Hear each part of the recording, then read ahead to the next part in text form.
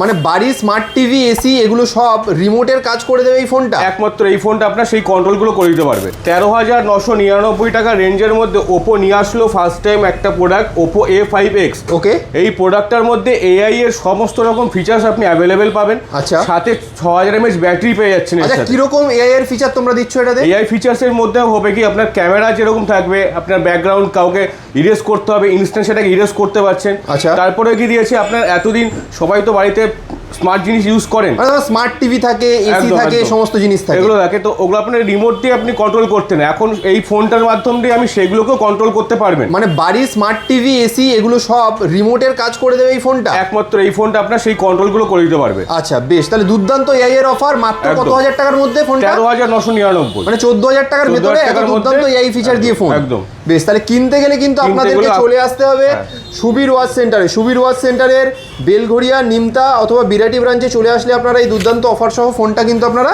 কিনে নিতে পারবেন। একদম।